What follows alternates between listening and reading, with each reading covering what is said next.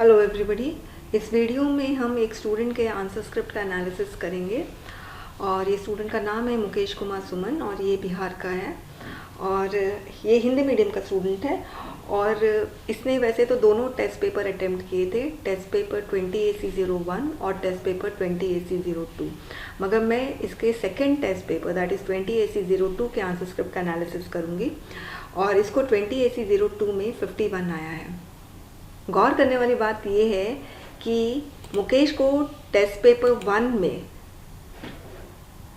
19 आया है। आप देख सकते हैं। आप ये सोचिए कि टेस्ट पेपर 1 में इसको 19 और टेस्ट पेपर 2 में इसको 52। आप सोचिए कि इसने कितनी मेहनत की है और इसने जो भी मैंने इसको फीडबैक दिया था टेस्ट पेपर 1 में, उसने वो फीडबैक को बहुत सीरियसली लिया है और रिलीजियसली फॉलो किया है। अपने मिस्टेक्स को इसने न्यूट्रलाइज किया, नलीफाई किया, ख़त्म किया मिस्टेक्स को और फिर टेस्ट पेपर 2 अटेम्प्ट करके इसने 51 ये लेकर आया। अब नेक्स्ट टेस्ट पेपर में इसने दूसरी तरीके की मिस्टेक की। जो टेस्ट पेपर 1 में इसने जो मिस्टेक की थी उसको इसने रिपीट नहीं किया टेस्ट पेपर 2 में। अब उसने कोई नया मिस्टेक किया तो नए मिस्टेक की वजह से उसको 52 आए हैं या 51 आए शायद। तो मैं इसका टेस्ट पेपर 1 तो मैं नहीं एनालिसिस करूँगी, इसके टेस्ट पेपर 2 हम एनालाइज करेंगे। और ये हिंदी मीडियम स्टूडेंट है तो आप सोच सकते हैं जितने भी हिंदी मीडियम स्टूडेंट्स हैं जो डीमोटिवेटेड होते हैं कि मार्क्स नहीं मिलता है क्योंकि हम हिंदी मीडियम के, ऐसा कुछ नहीं है। आपका लैंग्वेज अच्छा हो, आपके पास कंटेंट बहुत अच्छा हो तो आपको ज़रूर से मार्क्स मिलेंगे। ओके, मैं एक अनाउंसमेंट करना चाहूँगी। मेरी बुक रिलीज़ हो चुकी है पेपर 2 की और ये बुक PDF फॉर्म में है, मगर दुख की बात ये है कि बहुत सारे CAPF एस्पिरेंट्स टेलीग्राम में या और कोई सोशल नेटवर्किंग साइट में रश्मि अग्रवाल बनकर बुक को बेच रहे हैं। ये मेरे सामने ये बात आई है विद प्रूफ। तो स्टूडेंट्स, यदि आपके पास रश्मि अग्रवाल से कोई भी मैसेज आता है तो आप समझ जाओ वो मैं नहीं हूँ, क्योंकि मैं किसी भी स्टूडेंट को पर्सनली मैसेज नहीं करती हूँ बुक खरीदने के लिए। मैं अपना यूट्यूब पे मैंने अनाउंस कर दिया, मेरा टेलीग्राम ग्रुप है उसमें मैंने एक बार अनाउंस कर दिया। मैं किसी को इंडिविजुअली मैं मैसेज करके नहीं बोलती मेरी बुक खरीद लो। ओके, तो वो स्टूडेंट्स फ्रॉड हैं जो इस तरह से कर रहे हैं और मेरा नाम और मेरा नंबर हमेशा विजिबल रहता है। अगर कोई स्टूडेंट मेरा नाम से मैसेज कर रहा है तो आप देख लो उसमें नंबर हिडन नहीं होना चाहिए। ओके, क्योंकि मैं अपना नंबर कभी हाइड नहीं करके रखती हूँ। मेरा नंबर है 9599967731। पहला क्वेश्चन है ऐसे का, जब तक शिक्षा को प्राथमिकता नहीं दी जाती है तब तक राष्ट्रीय आकांक्षाएं अधूरी रहेगी। तो इसमें इसने कोटेशन से शुरू किया है जिसमें इसने लिखा है कि शिक्षा बहुत बड़ा हथियार है जिससे हम दुनिया को बदल सकते हैं। मुकेश ने इंट्रोडक्शन लिखा है तो इंट्रोडक्शन इसका अच्छा है, मगर अगर ये शॉर्ट कर दे इंट्रोडक्शन को तो अच्छा रहेगा। ऐसे क्वेश्चन में शिक्षा के बारे में और राष्ट्रीय आकांक्षाएं के बारे में, तो इसने अपना इंट्रोडक्शन न तो शिक्षा से शुरू किया न तो राष्ट्रीय आकांक्षाएं से शुरू किया। इसने अपना इंट्रोडक्शन युवा से शुरू किया।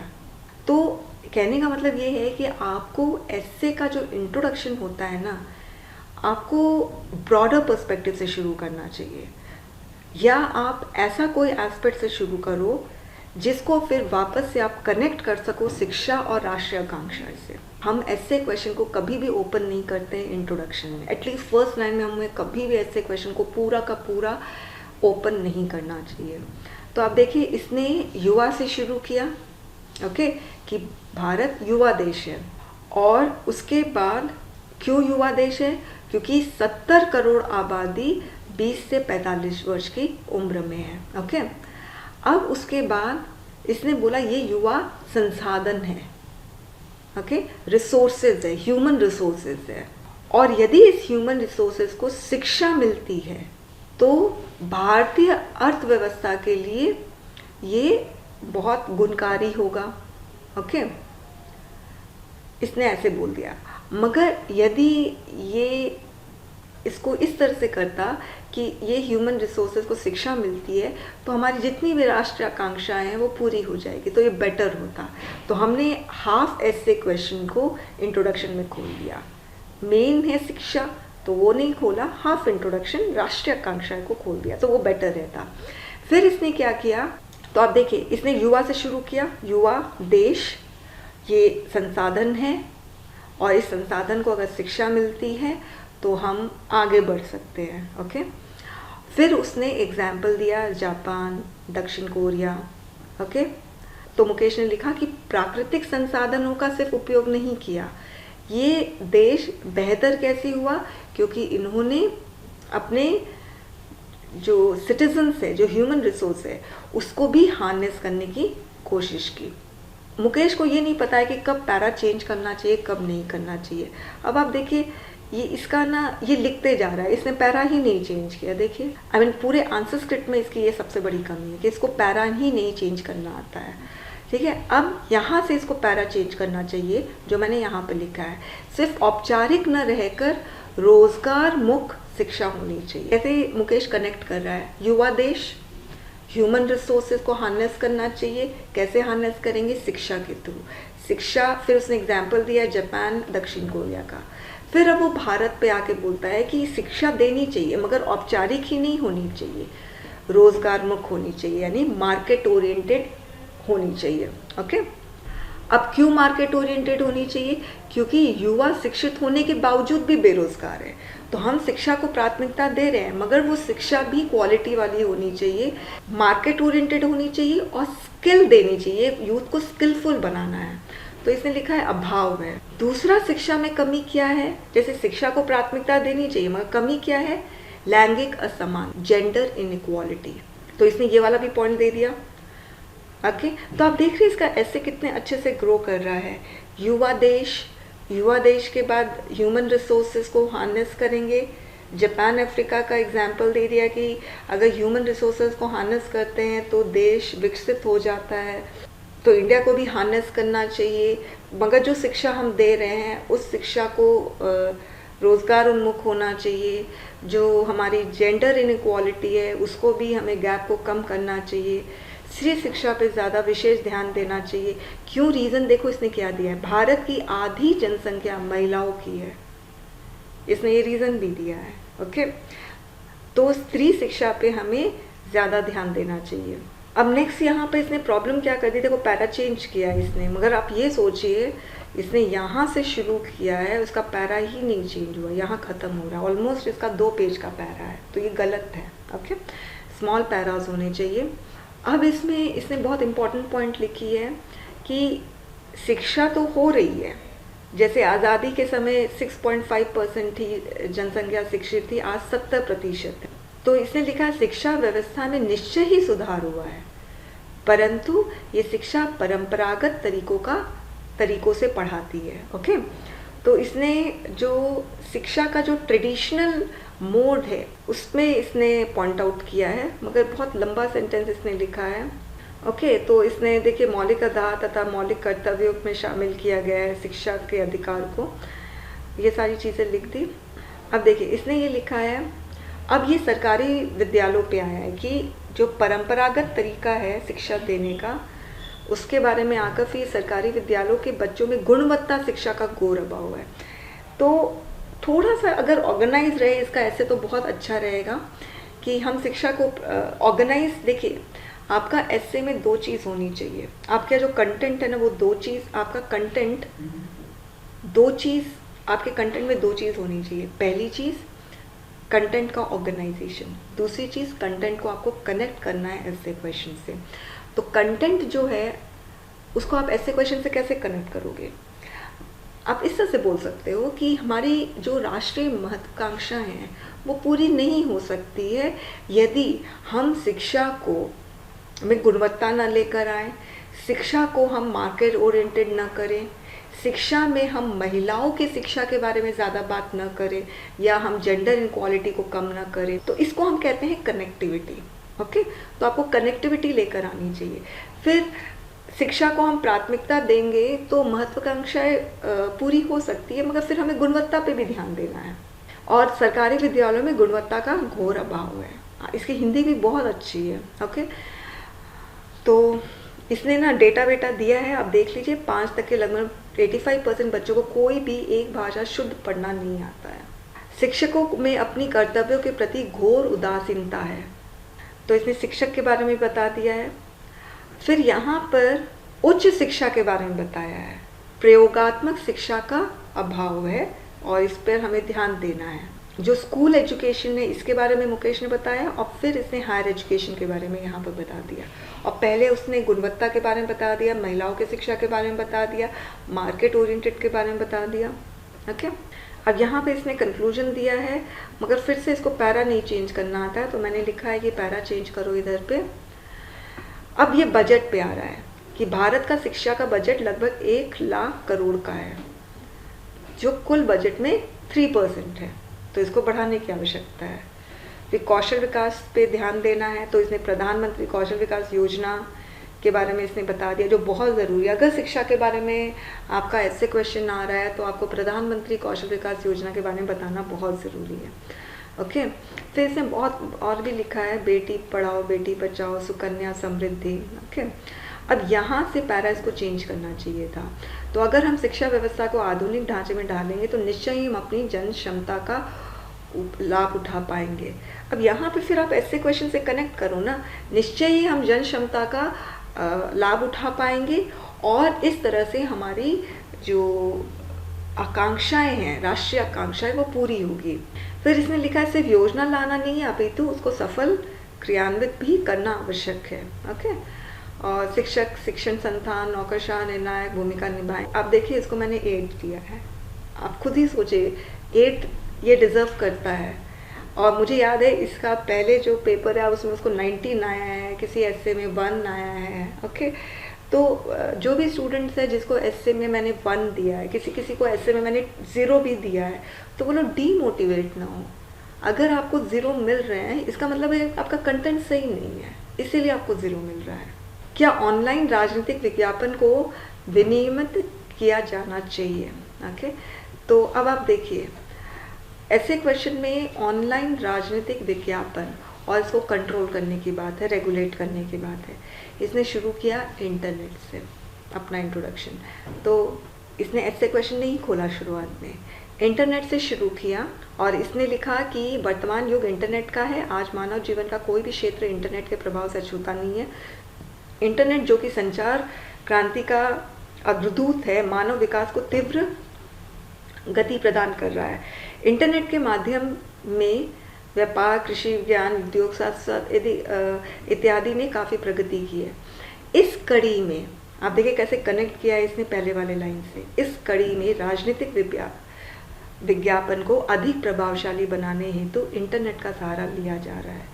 आज ऑनलाइन राजनीतिक विज्ञापन चुनाव का महत्वपूर्ण हिस्सा उभरा है। अब आप देखिए कि इसने शुरुआत इंटरनेट से किया और इंटरनेट से शुरुआत करके ऑनलाइन राजनीतिक विज्ञापन तक ही आ गया। यहाँ पर आप देख लीजिए, तो आप देखिए इसका ऐसे ग्रो कर रहा है। हालांकि अगर ये इंट्रोडक्शन को थोड़ा सा शॉर्ट कर दे तो बेहतर रहता। वर्तमान युग इंटरनेट का है, फिर ये वाला जो लाइन है इसको हटा दो। वर्तमान युग इंटरनेट का है और आज के दौर में ये संचार क्रांति का अग्रदूत बन के उभरा है। ये सारी लाइंस को हटा दो, इंट्रोडक्शन कोशिश करो छोटा रखो। निसंदेह राजनीतिक विज्ञापन से राजनीतिक दलों को काफ़ी लाभ हुआ है, परंतु लोकतांत्रिक व्यवस्था में यह चुनाव आयोजक प्राधिकरण के लिए यह समस्या बन के उभरा है, जिसका निदान अति आवश्यक है। तो यहाँ पर हल्का हिंट दे रहा है मुकेश रेगुलेट करने के लिए, ओके, ऑनलाइन पॉलिटिकल एडवर्टाइजिंग को। उसके बाद ये जो चीज़ इसने लिखी इसकी ज़रूरत नहीं है। इसने लिखा है भारतीय राजनीति के परिप्रेक्ष्य में भारत के चुनाव आयोग को संविधान अनुच्छेद 324 के अनुसार स्वतंत्र निष्पक्ष। लिखने की ज़रूरत नहीं है, आप सीधे ऐसे क्वेश्चन के डिमांड को फुलफिल करो, विनियमित करना चाहिए या नहीं, सिंपल सा ये है।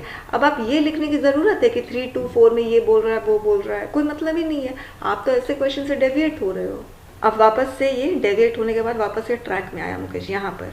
परंतु हालिया चुनाव में ऑनलाइन राजनीतिक विज्ञापन के कारण आचार संहिता का कई बार उल्लंघन किया गया है। सीधे आप आचार संहिता लिखो, आप मत लिखो आचार संहिता कहाँ पर है, कौन लागू का है, ये सब कुछ ज़रूरत नहीं है। साथ ही इसके जरिए भ्रामक सूचनाएं, सांप्रदायिकता, जातिवाद को भड़काया गया है, जिससे चुनाव की निष्पक्षता प्रभावित हुई है। मैंने लिखा है यहाँ पर एविडेंस देने, इसने कोई एविडेंस नहीं दिया है। इसने लिखा है कि उल्लंघन किया, तो कुछ एविडेंस दो भाई, कैसे पता चल रहा उल्लंघन किया है। फिर इसने लिखा है भड़काया गया है, तो कोई एक तो एविडेंस दो। गौ रक्षक के बारे में आप बता दो अगर बताना है तो। फिर आपने लिखा वर्तमान दौर में यह चुनावी चंदे की उगाही के भी प्रमुख साधन बन गया, जिसके कारण चुनाव आयोग द्वारा निर्धारित चुनाव खर्चा सीमा के भी अतिक्रमण किया जाता है। आपने बहुत शॉर्ट में लिख दिया भ्रष्टाचार, भ्रामकता, धार्मिक कट्टरता को बढ़ाने में महत्वपूर्ण साधन बन गया है, मगर आपको इसमें इलैबोरेट करना चाहिए। सबसे पहली चीज़ है कि फंड्स कहाँ से आते हैं, उसकी ट्रांसपेरेंसी नहीं है ऑनलाइन पॉलिटिकल एडवर्टाइजिंग में। दूसरी चीज़ है इसमें कि सबसे बड़ी कमी है टारगेटेड ऑडियंस। जो पॉलिटिकल एडवर्टाइजिंग हो रही है वो पर्टिकुलर कास्ट, पर्टिकुलर कम्युनिटी तक ही जाती है, बाकी सारे के लिए इनविजिबल कर देते हैं। ये सबसे बड़ी प्रॉब्लम और है। तो इसने बहुत सारे इन्फॉर्मेशन इसमें आप दे सकते थे, आपने दिया नहीं है इसमें। अब ये नियंत्रण कैसे करना चाहिए, उसके लिए क्या होना चाहिए, इसने ये बताया है। 1999 में के बारे में इसने बताया है कि विज्ञापन को अवैध घोषित किया गया था।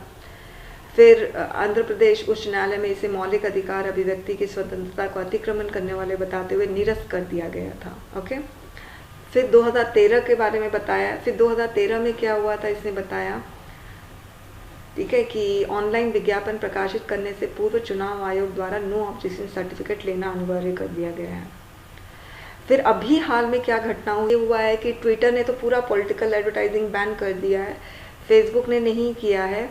फिर ये उमेश सिन्हा समिति के बारे में जो गठन हुआ था उसके बारे में इसने बताया है, मगर हालांकि ये ज़रूरत नहीं थी क्योंकि इन 48 घंटे पहले लागू निषेधों का जिक्र करता है। ये तो चाहे ये 48 आवर्स पहले, ये तो आपका चाहे ऑनलाइन करो ऑफलाइन करो, बात तो एक ही है, तो ये लिखने की वैसे भी ज़रूरत नहीं थी। अब इसने यहाँ पर पैराग्राफ चेंज किया है, तो पैराग्राफ चेंज कर रहे हैं तो आपको दिखना चाहिए ना कभी पैराग्राफ चेंज हो रहा, पता ही नहीं चल रहा है। तो इसमें ना कंटेंट की कमी है इसके इस एसे में। इसने ट्विटर और फेसबुक के बारे में नहीं बताया है, इसने सिर्फ बताया कि गूगल को दिया गया है, जारी किया गया है। तो कंटेंट की कमी है, करंट से रिलेट नहीं कर पाया है। देखिए Twitter ban online political advertising, इसने ये दिया ही नहीं है, ये वाला कंटेंट बहुत ज़रूरी है ये, तो इसलिए इसको 3 मिला है। नेक्स्ट क्वेश्चन है बहुसंख्यकों की सांप्रदायिकता अल्पसंख्यकवाद की सांप्रदायिकता से कहीं अधिक खतरनाक है। तो इसने शुरू किया है धर्मनिरपेक्ष राष्ट्र के रूप में सभी धर्म को अधिकार प्राप्त है। ओके, भारतीय संविधान का मूल ढांचा है। फिर इसने लिखा है कि संप्रदाय बहुसंख्यक होता है, कोई अल्पसंख्यक होता है। फिर इसने लिखा भारत विश्व का एकमात्र देश है जहाँ प्रत्येक धर्म के लोग रहते। क्या ज़रूरत है लिखने का? अगर लिखने का इतना ही मन है तो फिर शुरुआत में लिखो जहाँ आप धर्मनिरपेक्ष के बारे में बात कर रहे हो। फिर इसने लिखा सांप्रदायिकता का दोनों ही रूप, चाहे हो अल्पसंख्यक हो या बहुसंख्यक, देश का विकास के लिए बाधक है। देश के विकास के लिए बाधक है, क्यों लिखे हो? आपको लिखना है ना कि अधिक खतरनाक है या नहीं है। ऐसे क्वेश्चन में देश के विकास के बाधक के बारे में तो बात ही नहीं हुई है ना। आप तो सीधे ये लिखो चाहे बहुसंख्यक हो चाहे अल्पसंख्यक हो, दोनों ही खतरनाक होता है। ओके, इस तरह से। अब इसने बहुत अच्छा एग्जाम्पल दिया है, आप देखिए जर्मनी में नाजीज के बारे में दिया है कि वे कैसे यहूदी हो यानी जिविश लोग थे, उनको कैसे वो लोग उन पर अत्याचार करते थे। बहुत अच्छा उदाहरण।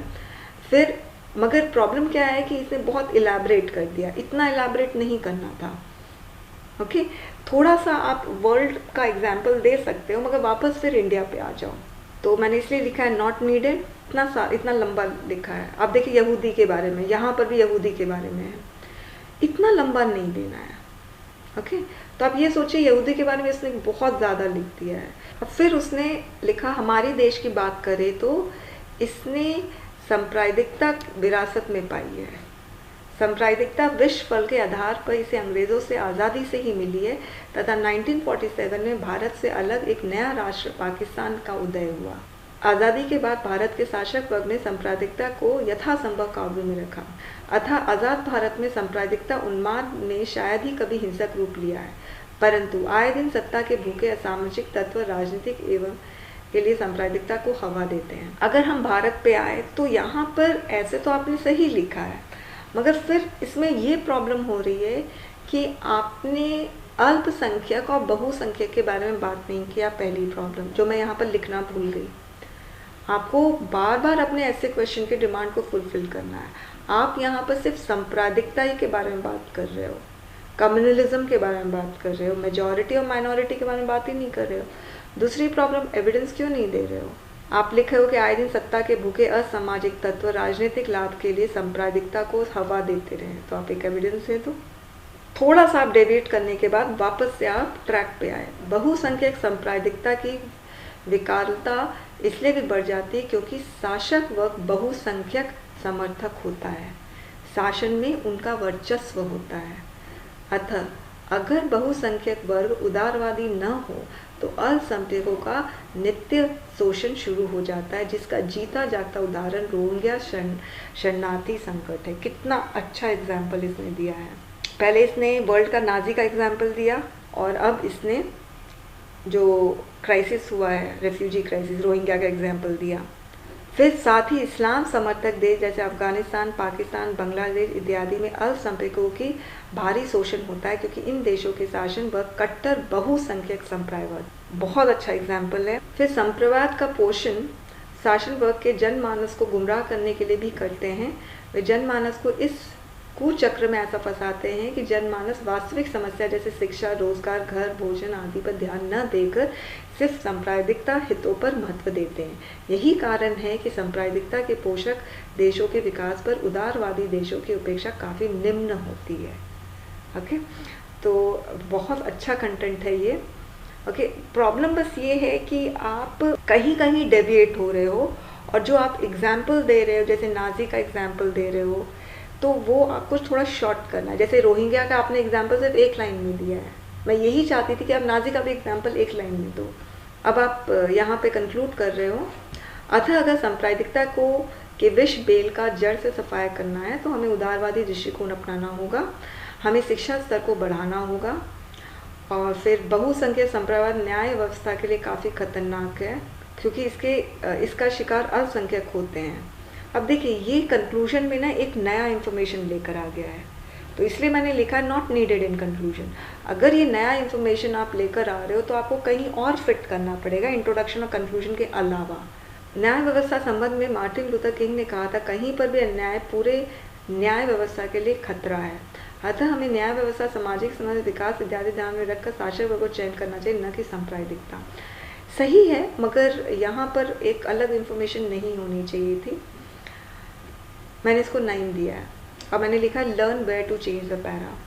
और सबसे अच्छी बात है, इसने पूरे कंटेंट में सीए के बारे में नहीं बोला, एनआरसी के बारे में नहीं बोला और इसने कश्मीर का भी नहीं बोला। All these are considered to be, इसमें आर्गुमेंट मुझसे मत करना, मगर ऐसा जितना न्यूज़पेपर में आया है, मीडिया रिपोर्ट्स से, उसमें सब में यही आ रहा है कि all these are the product of majority communalism. Kashmir का जो 377 का एब्रोगेशन हुआ है, आपका CAA है, NRC है, ये सारा का सारा are the product of majority communalism. तो इसी की वजह से ये मैंने ऐसे क्वेश्चन फ्रेम किया है। तो आप लोग भी जब इस तरह का कोई क्वेश्चन आता है मत कोट करो, कश्मीर को मत कोट करो, CA को कोट मत करो, NRC को कोट मत करो, क्योंकि अगर आप कोट करते हो तो फिर आपको हर हालत में आप गवर्नमेंट के अगेंस्ट हो जाओगे, तो वो नहीं करना है हमें। तो इसने क्या किया, बहुत चालाकी से काम किया मुकेश ने। इसने भारत में किसी को कोट नहीं किया, इसने वर्ल्ड में कोट किया, अफगानिस्तान, रोहिंग्या, नाजी, ओके।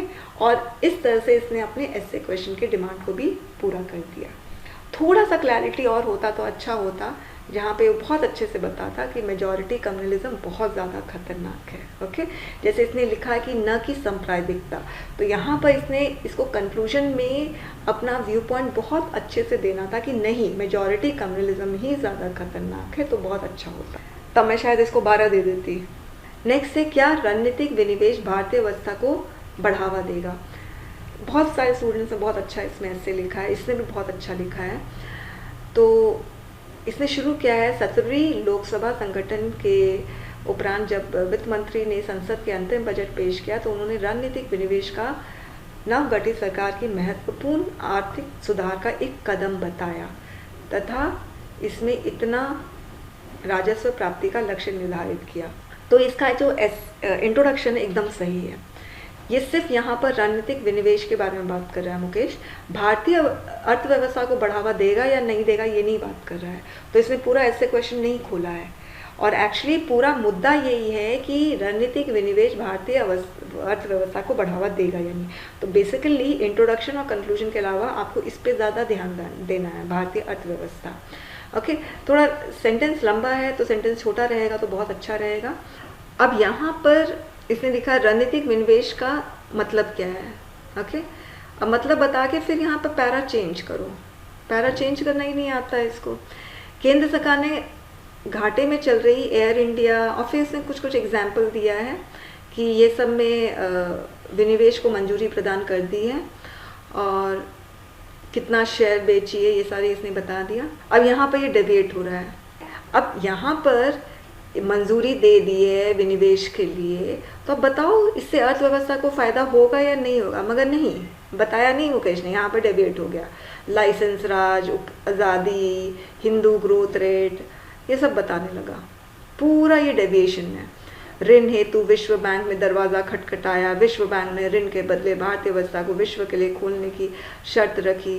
सब डेविएशन। अरे भाई, विनिवेश अर्थव्यवस्था को बढ़ावा देगा या नहीं देगा यही क्वेश्चन है ना, आप क्यों डेविएट कर रहे हो। अब यहाँ पर इसने थोड़ा ट्रैक पे आया। इसी के उपरांत 1991-92 में 31 चयनित लोक उपकरणों के विनिवेश की मंजूरी प्रदान कर दी। लो, अब आप देखिए अभी भी पूरा ट्रैक पे नहीं आया। यहाँ पर इसने ऑलरेडी बोल दिया है कि मंजूरी प्राप्त कर दी है, ठीक है, 2019 में। अब 2019 के बारे में बता दिया, अब फिर 91-92 के बारे में बताने की ज़रूरत ही नहीं थी। फिर अब 2019-20 के बारे में बोलो ना।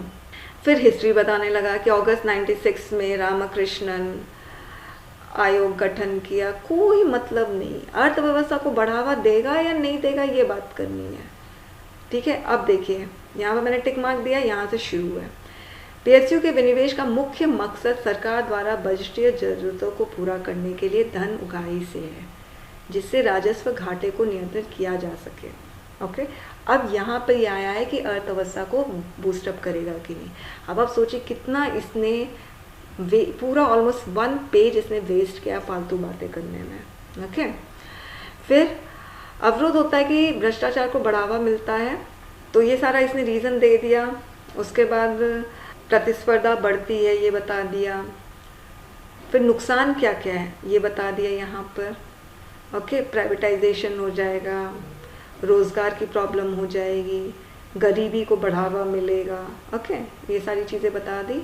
और फिर इसने थोड़ा बहुत सल्यूशन दिया कि समयानुकूल होना चाहिए, तेल बाज़ार को नहीं करना चाहिए। ओके, जो कंटेंट अच्छा है, मगर मैंने लिखा है समवेयर यू गॉट डेविएटेड, तो इसीलिए इसको 5 मिले हैं। फिर इसने लिखा है कि अर्थव्यवस्था को बूस्टअप करने के लिए ये विनिवेश ये एकमात्र कदम नहीं है, कुछ और भी हमें कदम। अब argument writing, India doesn't need Hindi to unify the masses, बहुत बड़ी गलती की है इसने। ओके, अब आप देखिए इसको, इसमें मार्क्स मिले हैं 1। ओके, सोचिए इसको आराम से 70-80 आ सकते हैं अगर ये प्रॉपर आर्गुमेंट का फॉर्मेट फॉलो करता। तो देखिए इसने इंट्रोडक्शन इतना बड़ा दिया, जबकि आर्गुमेंट में बड़ा इंट्रोडक्शन देने का कोई मतलब ही नहीं है। आर्गुमेंट है तो आपको आर्गुमेंट पॉइंट्स के लिए मार्क्स मिलेंगे कि इंट्रोडक्शन कंक्लूजन के लिए मार्क्स मिलेंगे। इंट्रोडक्शन हम इसलिए देते हैं ताकि हम आर्गुमेंट को ओपन कर लें, और कंक्लूजन इसलिए देते हैं ताकि हम आर्गुमेंट को क्लोज कर दें। तो आर्गुमेंट का इंट्रोडक्शन कंक्लूजन 1 लाइन का या ज़्यादा से ज़्यादा 2 लाइन का होना, 14-15 शब्दों का होना चाहिए। इंट्रोडक्शन 14-15 शब्दों का, कंक्लूजन 14-15 शब्दों का। इतना बड़ा इंट्रोडक्शन दे दिया, इतना बड़ा फॉर्म में लिखा जिसमें सिर्फ एक ही पॉइंट है। ओके, इतना बड़ा अंगेज लिखा, उसमें भी सिर्फ एक ही पॉइंट लिखा। ओके, नो फॉर्मेट भी फॉलो नहीं किया। 1 मिला है। मुझे तो ये भी देने का मन नहीं कर रहा था, मगर सिंस कुछ कंटेंट था इसलिए मैंने 1 दे दिया। अब exam is the valid assessment of the potential of the student, introduction लिखा है। Most of the prestigious institution use academic exam record for admission purpose, ज़रूरत ही नहीं थी इसकी। इतना बड़ा फॉर्म में लिखा है मगर सिर्फ एक ही पॉइंट है, डिवोशन ऑफ स्टूडेंट, कि वो डिवोटेड हैं कि नहीं अपनी स्टडीज़ में। अगेंस्ट में इसने इतना बड़ा लिखा है, 2 पॉइंट्स दिया है। कंक्लूजन है 1 दिया है मैंने, you haven't followed the proper format. Report writing है, किस तरह से डेट लिखा, अच्छे से समझा दिया था कि डेट कैसे लिखना है। ओके, अब इसने जो रिपोर्ट लिखा है, देखिए जल शक्ति अभियान है, इसने लिखा है क्लीन वाटर फॉर ऑल, तो सही है, कोई दिक्कत नहीं है, मगर अंडरलाइन नहीं करना है। फिर इसने रिपोर्ट में के इंट्रोडक्शन में सीधे आप रिपोर्ट क्वेश्चन को पूरा खोल दो। जल शक्ति अभियान क्या है, कब शुरू हुआ, कौन शुरू किया, कहाँ शुरू हुआ, ये सारा बता दो। तो इसने यही किया है, is a time bound mission for water conservation campaign, it was launched, कब लॉन्च हुआ ये बता दिया, ठीक है, और इसका ऑब्जेक्टिव्स क्या है ये बता दिया इसने यहाँ पर, सेकेंडली फर्स्ट करके। ओके, अब ये फिर से डेविएट हो गया, अब ये जल शक्ति अभियान के बारे में नहीं बता रहा है आपको, जल शक्ति अभियान के बारे में थोड़ा सा प्राइमरी जो इन्फॉर्मेशन होता है वो देकर फिर उसके बाद थोड़ा इसको एलैबोरेट करना था। अब ये लिख रहा है 18% of world's population has access to only 4% of usable water, ठीक है, वाटर स्कैर्सिटी के बारे में शुरू हो गया इसने, कोई मतलब ही नहीं है, बार बार आप डेविएट होते हो। अब उसके बाद वापस से आप यहाँ पे पूरा वाटर क्राइसिस के बारे में बता दिया, GDP 2/5, पता नहीं क्या क्या लिखा है इसने। अब यहाँ पे वापस से ये जल शक्ति अभियान के बारे में शुरू हुआ फिर से।